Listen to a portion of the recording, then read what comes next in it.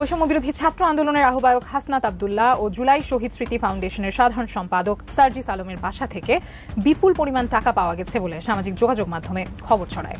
সার্জিস আলম ও হাসনাত আব্দুল্লাহর বাসা থেকে যথাক্রমে 100 ও 200 কোটি টাকা পাওয়া গেছে। চতুর্দিকে ষড়যন্ত্রের রাজনীতি শুরু হয়েছে। সার্জিসের বাসায় 200 কোটি টাকা পাওয়া গিয়েছে, হাসনাতের বাসায় 100 কোটি টাকা পাওয়া গিয়েছে। হাসনাত আব্দুল্লাহকে অতি দ্রুত গ্রেফতারও করতে যাচ্ছে সেনাবাহিনীর প্রধান, কারণ পুলিশকে ভয় পাচ্ছে না, আর পুলিশকে এই সমন্বয়কারীরা কোনো ভ্যালু মনে দেখাচ্ছে না। সচিবালয়ের 7 নম্বর ভবনে অগ্নিকাণ্ডের ঘটনায় প্রধান সমন্বয়ক ও তার সহযোগী সহ 2 জনকে গ্রেফতার করেছে কাউন্টার টেরোরিজম ইউনিট। সচিবালয়ে আগুন দিল সমন্বয়করা, যা একটা সিসিটিভি ফুটেজে দেখা গেছে যে আওয়ামী লীগের জন্য একটি ভাগ্য বদলের দিন। আওয়ামী লীগের ভাগ্য বদলের দিন হচ্ছে 31 তারিখ। সেনাবাহিনী যদি ক্ষমতা নেয় তাহলে বিপদে পড়বে কে? বিপদে পড়বে উপদেষ্টারা, সমন্বয়করা এবং বিএনপি। সংবিধানের কবর রচনা করা হলে সরকারের কি হবে, উপদেষ্টাদের কি হবে, তারা কি থাকতে পারবে? মোটামুটি ছাত্রদেরকে যে মেসেজটা দেওয়ার সেইটা কিন্তু বিএনপি দিয়ে দিয়েছে। তাদের এই 31শে ডিসেম্বর কি আদৌ সফল হবে কিনা? বাইডেন প্রশাসন যে প্রশাসনের সঙ্গে ডক্টর ইউনূস সরকারের দহরম মহরম সম্পর্ক, সেই সম্পর্কে কি অবনতি ঘটেছে? ডোনাল্ড ট্রাম্প জেতার পরে সম্পর্ক কি পাল্টে গেছে? আসসালামু আলাইকুম সম্মানিত দর্শক, আজকের ভিডিওটি অত্যন্ত গুরুত্বপূর্ণ, আপনারা ভিডিওটি সম্পূর্ণ দেখবেন। দর্শক শ্রোতা, ইতিমধ্যে গ্রেপ্তার হয়ে গেছেন সমন্বয়ক সার্জিস এবং হাসনাত। কেন গ্রেপ্তার হলো, কিসের কারণে গ্রেপ্তার হলো, কি দোষ করেছে? দর্শক, ইতিমধ্যে আপনারা ভিডিওর শিরোনাম থাম্বনেল দেখে বুঝে গেছেন আজকের এই ভিডিওটি কি নিয়ে। তো বিস্তারিত বলতে হচ্ছে না, আপনারা বিস্তারিত ভিডিওতে দেখে নেবেন। তো বেশি দেরি না করে আমরা ভিডিওতে চলে যাই, আপনারা মনোযোগ সহকারে ভিডিওটি সম্পূর্ণ দেখতে থাকুন। হাসনাত আব্দুল্লাহকে অতি দ্রুত গ্রেফতারও করতে যাচ্ছে সেনাবাহিনীর প্রধান, কারণ পুলিশকে ভয় পাচ্ছে না, আর পুলিশকে এই সমন্বয়কারীরা কোনো ভ্যালু মনে দেখাচ্ছে না প্রতিনিয়ত। এবার আসুন, আপনার সমন্বয়করা কিংবা হাসনাতরা বড় বড় ব্যবসায়ী কিংবা আপনার যারা নাকি সৎ অফিসার আছে কিংবা আপনার সরকারি বড় বড় কর্মকর্তা আছে, আর তাদের কাছ থেকে কিভাবে আপনার চাঁদাবাজি করে আপনার দিয়ে সমন্বয়ক আপনার নাম পরিচয় দিয়ে তিনি অরিজিনালি কি হাসনাত তাকে পাঠাইছে। আসুন একটা ভিডিও দেখি, তারপরে বাকি কথা বলছি। মনির খান কি করে? হচ্ছে সমন্বয়ক। আচ্ছা, তারপর নাম্বার নিছেন না? আমার একজন স্টাফের কাছ থেকে ফোন দিয়ে নাম্বার নিছেন তো? জি জি জি, নাম্বার নিছেন একজনের কাছ থেকে, আমার নাম্বার নিছেন, নাম্বার নিয়ে ওই সময় একটু দিছেন? জি, আমার কাছ থেকে চাইছে, আমি চাইছি। আমি একটা এলাকার ছেলে আমাকে যখন ফোন দিছে পরিচিত, আমি তখন প্রথম আমি কিছু জানি না, সে আপনাকে পাঠাইছে এবং সে 3 লাখ টাকা দাবি করছে, সেটা আপনি বলছেন তো? জি, আমার কাছে বলছেন তো? আচ্ছা ঠিক আছে। আচ্ছা শুনেন, দেখলেন তো? তো এই হচ্ছে বর্তমান এদের অবস্থা। মানে আপনি যদি একটু খেয়াল করেন, মানে প্রতিনিয়ত তারা কি এই ধরনের ব্যবসায়ীদের কাছ থেকে কয়জনই বা এই ধরনের ভিডিও আপনার মানে লুকায় করতে পারে, কয়জনই করতে পারে না জানি। বাংলাদেশের বর্তমান কি অবস্থা আছে কান আছে, বর্তমান বাংলাদেশের প্রতিটি ব্যবসায়ীদের কাছ থেকে তারা মনে করে এইভাবে চালাবাজি করতে। শুধু না, আপনার এই যে সময় টিভি আছে, সময় টিভি কিন্তু 10 জনকে লিস্ট ধরাই দিছে হাসনাত আর হচ্ছে সার্জিস। কি সময় টিভি কি তাদের বাপ হয়ে কিন্তু ঠিকই আপনার উপযুক্ত শিক্ষা দিছে, এবং যখন নাকি আন্তর্জাতিক মাধ্যম থেকে আপনার ডক্টর ইউনূসের উপর চাপ আসে এবং হাসনাতের উপর চাপ আসে, তখন হাসনাত ঠিক আপনার গিরগিটির মতো কি কান্নাকাটি করে হাত পা ধরা শুরু করে সময় টিভির। তো এই হচ্ছে এদের অবস্থা। কি দেখলেন তো? আর ভাই সাধারণ মানুষের বক্তব্য। আর এখন আপনি কি বলবেন? আরেকজনে তো বললো যে ভাই আপনি মাইকে সরাবেন না। এই বইরা ভাম দিয়ে যারা নাকি কাশি দিতে গেলে বর্তমান মনে আপনার কি বলে প্যান্ট খারাপ করে ফেলায়, এরা জীবনে ভাই দেশ চালাতে পারবে? হ্যাঁ, এদের দিয়ে কখনো ভাই দেশ কি চলবে? চলবে না ভাই, কারণ এরা দেশ চালাতে পারবে না।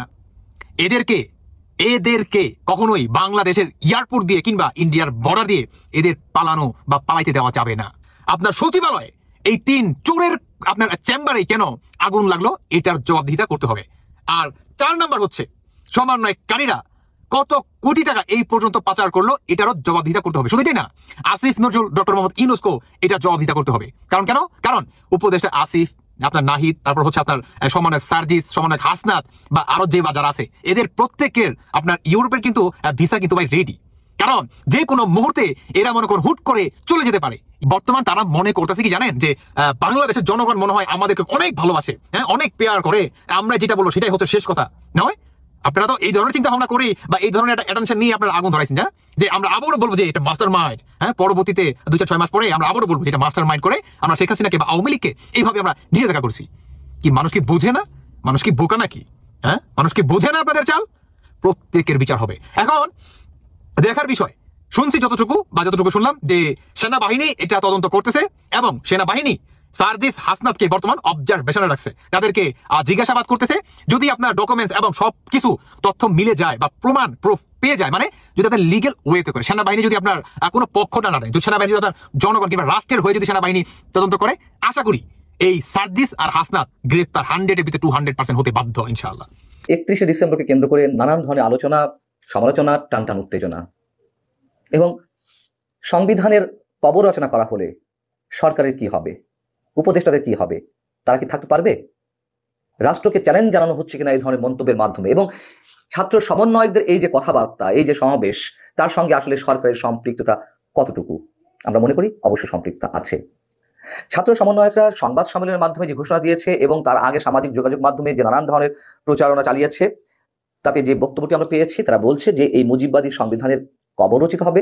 যেখান থেকে এক দফা ঘোষণা করা হয়েছিল 5 আগস্টের আগে, সেখান থেকেই মুজিববাদী সংবিধানের কবর দেয়া হবে। ভালো কথা। প্রথম কথা হচ্ছে 72-এর সংবিধান পুরোপুরি না হোক, সংবিধান তো এক্সিস্টিং রয়েছে, মুক্তিযুদ্ধের মাধ্যমে আমরা যে সংবিধানটি পেয়েছিলাম কাটাছাড়ার মাধ্যমে হলেও রয়েছে, এবং সেই সংবিধানের অধীনেই বর্তমান অন্তর্বর্তী সরকার শপথ নিয়েছে, যদিও খুব স্বাভাবিকভাবে নেওয়া হয়নি, সুপ্রিম কোর্টের রেফারেন্সের মাধ্যমে সংবিধানের আলোকেই শপথ নিয়েছে। তাহলে সংবিধান যদি এক্সিস্টিং থেকেই থাকে, সেই সংবিধানের বিরুদ্ধে যে ধরনের শব্দ উচ্চারণ করা হচ্ছে, বা সংবিধান যদি সত্যি সত্যি কবর দেওয়া হয়, তাহলে এই সরকারের বৈধতা কি থাকে? সরকারের উপদেষ্টারা কি চ্যালেঞ্জের মুখে পড়ে না? তারা কি তাদের স্বপদে বহাল থাকতে পারবেন? এবং সবচেয়ে বড় কথা হচ্ছে, তারও আগের কথা হচ্ছে, যেহেতু এই সংবিধান রয়েছে, সংবিধানকে চ্যালেঞ্জ জানানো হচ্ছে, অস্বীকার করা হচ্ছে, এটি রাষ্ট্রদ্রোহিতার মধ্যে পড়ে কিনা? খুব স্বাভাবিকভাবে আমরা বলতে পারি সংবিধানের বিরুদ্ধে কথা বলা মানেই তো রাষ্ট্রের বিরুদ্ধে কথা বলা, সেটি রাষ্ট্রদ্রোহিতার শামিল। তাহলে রাষ্ট্রদ্রোহিতার পর্যায়ে পরে এমন কোনো সমাবেশ করার অনুমতি সরকার দেয় কিভাবে? তার মানে সরকারের এক ধরনের মৌন সমর্থন ছাত্র সমন্বয়কদের প্রতি রয়েছে, এবং ছাত্র সমন্বয়করাই এই সরকার মোটামুটি পরিচালিত করছে, এটি এখন ওপেন সিক্রেট অনেক আগে থেকেই। প্রধান উপদেষ্টা প্রেস সচিব শফিকুল আলম তিনি যদিও বলেছেন যে জুলাই বিপ্লবের যে ঘোষণাপত্র দেওয়া হতে যাচ্ছে 31 ডিসেম্বর, তার সঙ্গে সরকারের কোনো সম্পৃক্ততা নেই। আসলেই কি নেই? শফিকুল আলম কি বলছেন যে বৈষম্য বিরোধী ছাত্র আন্দোলনের পক্ষ থেকে 31 ডিসেম্বর জুলাই বিপ্লবের যে ঘোষণাপত্র ঘোষণা করা হবে, তার সঙ্গে অন্তর্বর্তী সরকারের কোনো সম্পৃক্ততা নেই। তিনি বলছেন এটিকে সরকার প্রাইভেট ইনিশিয়েটিভ হিসেবেই দেখতে চায়, মানে বেসরকারি পর্যায় থেকে তার বক্তব্য হিসেবে দেখতে চায়। যারা এটিকে সাপোর্ট করছেন, এটি প্রাইভেট ইনিশিয়েটিভকে সাপোর্ট করছেন। সাধারণ কোনো বিষয় হতো, সাধারণ কোনো মতামত হতো, এটি অবশ্যই প্রাইভেট ইনিশিয়েটিভ হিসেবে দেখা যেত এবং সেভাবে সরকার ওভারলুক করতে পারত। কিন্তু এটা তো সাধারণ কোনো মতামত প্রকাশ করা নয়। সমন্বয়করা যদি বলতেন, বা বৈষম্য বিরোধী ছাত্র আন্দোলনের নেতারা যদি বলতেন যে সংবিধান বিষয়ে তাদের নিজস্ব মতামত উপস্থাপন করা হবে, তারা কিছু সাজেশন দিতে চাই, সংবিধান রাখা হবে নাকি সংবিধান পুনর্লিখন করা হবে, সংবিধান সংশোধন করা হবে নাকি এটা ছুঁড়ে ফেলা হবে, সেই ধরনের কোনো বক্তব্য তো তারা দেয়নি। তারা সরাসরি সংবিধান ছুঁড়ে ফেলার কথা বলে আসছে মাসের পর মাস ধরে, এবং স্পষ্ট করে বলছে যে 31 তারিখ এই সংবিধানের কবর রচনা করা হবে। এটা তো রীতিমতো রাষ্ট্রদ্রোহিতা। সেই রাষ্ট্রদ্রোহিতাকে সরকার প্রকাশ্যে বলছে যে না, এটির সঙ্গে তাদের কোনো সম্পৃক্ততা নেই। এ ধরনের কথা বলে পার পেয়ে যাওয়ার কোনো ধরনের কোনো সুযোগ নেই বলে আমরা মনে করি। ছাত্র সমন্বয়করা কি বলছেন আরো? তারা বলছেন জুলাই অভ্যুত্থান, যে গণ অভ্যুত্থানটি হয়েছে তার মধ্যে দিয়ে মানুষ মুজিববাদী সংবিধানের বিপক্ষে অবস্থান নিয়েছে। 2024 গণ অভ্যুত্থান ঘিরে আমাদের যে গণ আকাঙ্ক্ষা তৈরি হয়েছে, 72 সংবিধানের বিপরীতে গিয়ে মানুষ যে রাস্তায় নেমে এসেছে এই অভ্যুত্থানে, সেটির প্রাতিষ্ঠানিক দালিলিক স্বীকৃতি ঘোষণা করার জন্য আমরা 31 ডিসেম্বর ছাত্র জনতার উপস্থিতিতে শহীদ মিনার থেকে আমাদের প্রোক্লেমেশন অব জুলাই রেভলিউশন ঘোষণা করব। শব্দগুলো শুনতে খুবই ভালো শোনায়, এবং বারবার যে বিপ্লবের কথা বলা হয়, বিপ্লব এত ঠুনকো জিনিস নয়। বিপ্লবের একটা নিজস্ব চরিত্র আছে, রাষ্ট্র সংস্কার, মানুষের ভাগ্যের পরিবর্তন, এগুলো অনেক অনেক ব্যাপক বিষয়, এগুলো এত ছোট পরিসরে আলোচনা কিছু নেই। যাই হোক, আমরা যদি গণঅভ্যুত্থানই ধরে নিই, অবশ্যই গণঅভ্যুত্থান ছিল, গণঅভ্যুত্থানের মাধ্যমে একটি স্বৈরাচারী শাসন ব্যবস্থার পতন হয়েছে, কোনো ভুল নেই। কিন্তু এই যে বলা হলো যে 24 গণঅভ্যুত্থানে মানুষ 72 সংবিধানের বিপরীতে গিয়ে রাস্তায় নেমে এসেছে, কোন মানুষ, কখন এই শব্দগুলো উচ্চারিত হয়েছে গণঅভ্যুত্থানের? কেউ কি বলতে পারবে যে স্পষ্টভাবে কেউ সংবিধান ছুঁড়ে ফেলার, 72 মুজিববাদী সংবিধানের কবর রচনা করতে হবে, এই ধরনের কথা কেউ বলেছে? সংস্কারের প্রশ্নও কি তখন একবারের জন্য উচ্চারিত হয়েছে? হয়নি তো। এখন নিজেদের মন করে এক এক ধরনের এক একটা ব্যাখ্যা দেওয়ার চেষ্টা করা হচ্ছে বা চেষ্টা করছে।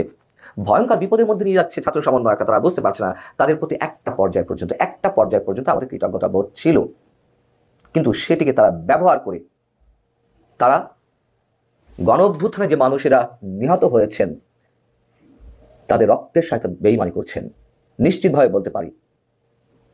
এবং শুধু 24-এর গণ অভ্যুত্থানে যারা নিহত হয়েছেন তাদের সাথে যে বিট্রে করছেন এই পর্যন্ত থাকলেও নানান ধরনের আলোচনা বিতর্ক আমরা করতে পারতাম, কিন্তু সেটি তো নয়। রীতিমতন মহান 71-এর যে 30 লাখ মানুষ শহীদ হয়েছেন তাদের সাথে বেইমানি করা হচ্ছে, তাদেরকে বুড়ো আঙুল দেখানো হচ্ছে, তাদেরকে চ্যালেঞ্জ জানানো হচ্ছে।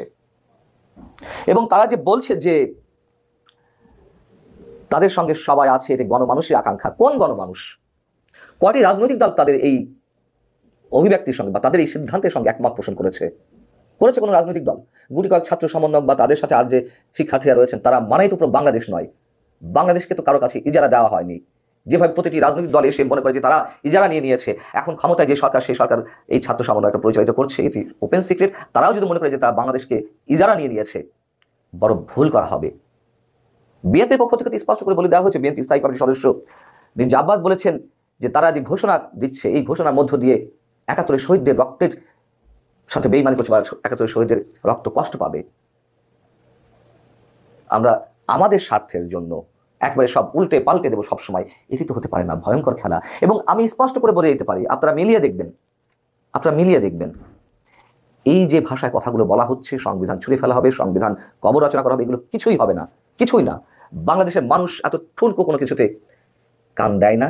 হয়তো আলোচনা সমালোচনা বিতর্ক হতেই পারে, কিন্তু দিন শেষে আমি আবারও বলি, এদেশের মানুষের 80 থেকে 90% মানুষ এখনো যে দলের মতাদর্শেই হোক না কেন, তারা মুক্তিযুদ্ধের চেতনাকে এখনো পর্যন্ত এই সংবিধানকে মনে প্রাণে লালন করে।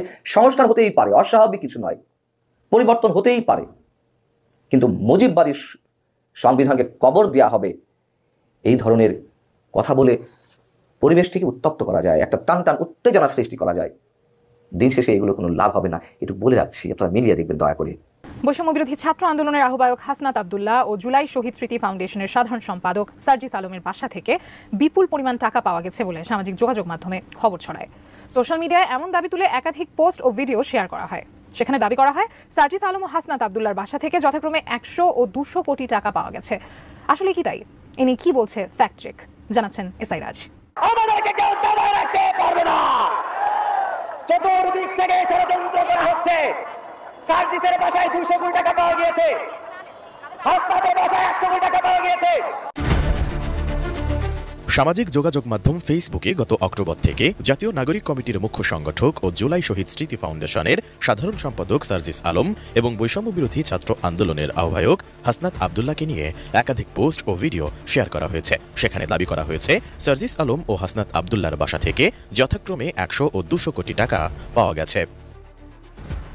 এমন দাবিতে ফেসবুকে একাধিক পোস্ট শেয়ার করা হয়েছে। সেই সঙ্গে স্বাধীন বাংলাদেশ 24/7 নামের একটি ওয়েবসাইটেও এ সংক্রান্ত একটি প্রতিবেদন প্রকাশ করা হয়। তবে রিউমার স্ক্যানার টিমের অনুসন্ধানে জানা যায় সার্জিস আলম ও হাসনাত আব্দুল্লাহর বাড়িতে 200 ও 100 কোটি টাকা পাওয়ার তথ্যটি সঠিক নয়, বরং বৈষম্য বিরোধী ছাত্র আন্দোলনের কেন্দ্রীয় নির্বাহী কমিটির সদস্য মোহাম্মদ তরিকুল ইসলামের দেয়া একটি বক্তব্যের খণ্ডিত অংশ প্রচার করে আলোচিত ভুয়া দাবিটি উপস্থাপন করা হয়েছে। অনুসন্ধানে বিপুল পরিমাণ টাকা উদ্ধারের দাবিতে প্রচারিত ভিডিওটি পর্যালোচনা করে দেখা যায়, ভিডিওতে এক ব্যক্তিকে বলতে শোনা যায়, আমাদের কেউ দাবায় রাখতে পারবে না, চতুর্দিক থেকে ষড়যন্ত্র করা হচ্ছে, যে অবিশ্বাসের রাজনীতি শুরু করা হয়েছে সেই রাজনীতির দিকে আমাদের সচেতন থাকতে হবে। এছাড়াও সেই ব্যক্তিকে অন্তর্বর্তী সরকারকে নিয়েও নানা সমালোচনা করতে দেখা যায়। আমাদেরকে কেউ দাবায় রাখতে পারবে না, চতুর্দিক থেকে ষড়যন্ত্র করা হচ্ছে। সার্জিসের বাসায় 200 কোটি টাকা পাওয়া গিয়েছে, হাসনাতের বাসায় 100 কোটি টাকা পাওয়া গিয়েছে। যে অবিশ্বাসের রাজনীতি শুরু করা হয়েছে সেই রাজনীতির দিকে আমাদের সচেতন থাকতে হবে। আপনাদেরকে বুঝতে হবে, অভ্যুত্থানের যারা নেতৃত্ব দিয়েছে তাদের শক্ত নৈতিক মানদণ্ড না থাকলে তারা কখনো এই অভ্যুত্থানের নেতৃত্ব দিতে পারতো না। পরবর্তীতে বিষয়টি নিয়ে অনুসন্ধানে মোহাম্মদ তরিকুল ইসলাম নামের একটি ভেরিফাইড ফেসবুক পেজ পাওয়া যায়, যেখানে গত 19 অক্টোবর অবিলম্বে হত্যাকারী খুনিদের গ্রেপ্তার করে বিচার নিশ্চিত করতে হবে শীর্ষক শিরোনামে প্রকাশিত একটি ভিডিও পাওয়া যায়। ওই ভিডিওর 9 মিনিট থেকে 9 মিনিট 42 সেকেন্ড পর্যন্ত অংশের সঙ্গে আলোচিত ভিডিওটির হুবহু মিল পাওয়া গেছে। অনুসন্ধানে আরও জানা যায়, বক্তব্য দেয়া ওই ব্যক্তি বৈষম্য বিরোধী ছাত্র আন্দোলনের কেন্দ্রীয় নির্বাহী কমিটির সদস্য মোহাম্মদ তরিকুল ইসলাম। সেই ভিডিওতে 9 মিনিট থেকে তাকে বলতে শোনা যায়, ফ্যাসিবাদদের বিরুদ্ধে এই লড়াই শেষ হওয়া পর্যন্ত আমাদের কেউ দাবায় রাখতে পারবে না, চতুর্দিকে ষড়যন্ত্রের রাজনীতি শুরু হয়েছে। সার্জিসের বাসায় 200 কোটি টাকা পাওয়া গিয়েছে, হাসনাতের বাসায় 100 কোটি টাকা পাওয়া গিয়েছে। অবিশ্বাসের রাজনীতি শুরু করা হয়েছে। এমন রাজনীতির বিরুদ্ধে আমাদেরকে সচেতন থাকতে হবে। আমাদেরকে বুঝতে হবে এই অভ্যুত্থানে যারা নেতৃত্ব দিয়েছে তাদের শক্ত নৈতিক মানদণ্ড না থাকলে তারা কখনোই এই অভ্যুত্থানে নেতৃত্ব দিতে পারত না। আপনারা বিশ্বাস রাখুন, আপনারা ভরসা রাখুন, এই ফ্যাসিবাদ বিরোধের লড়াই শেষ হওয়ার আগ পর্যন্ত আমরা রাজপথে আছি এবং থাকবো ইনশাআল্লাহ। তরিকুলের এমন বক্তব্যে একথা স্পষ্ট যে সার্জিস আলম ও হাসনাত আব্দুল্লাহর বাসায় 200 ও 100 কোটি টাকা পাওয়া গেছে বলে তিনি দাবি করেননি, বরং তাদের বিরুদ্ধে ষড়যন্ত্র করা হচ্ছে বলে তিনি উল্লেখ করেছেন। অন্যদিকে সার্জিস আলম কিংবা হাসনাত আব্দুল্লাহর বাসা থেকে কোনো অর্থ উদ্ধারের তথ্য গণমাধ্যম কিংবা সংশ্লিষ্ট নির্ভরযোগ্য কোনো সূত্র থেকেও পাওয়া যায়নি। সুতরাং এ দাবিটি পুরোপুরি মিথ্যা। সম্মানিত দর্শক, আপনারা বিস্তারিত ভিডিওতে দেখতে পারলেন বর্তমান দেশের অবস্থা নিয়ে এবং সমন্বয়কদের কর্মকাণ্ড। তারা কেন গ্রেপ্তার হতে চলেছেন, কেনই বা গ্রেপ্তার হবেন, এর পেছনে রহস্য কি? সেনাপ্রধান কঠিনভাবে খেপে গেছেন, শেখ হাসিনাকে আবার কিন্তু ক্ষমতা ফিরিয়ে দেওয়ার সম্ভাবনা আছে। যাই হোক দর্শক, এই সম্পর্কে আপনারা বিস্তারিত তথ্য পেলেন, ইমার্জেন্সি কিছু ইনফরমেশন পেলেন। তো এই সম্পর্কে আপনাদের মতামত ভিডিওর কমেন্ট বক্সে অবশ্যই জানিয়ে দিবেন। সকলে ভালো থাকবেন, ধন্যবাদ।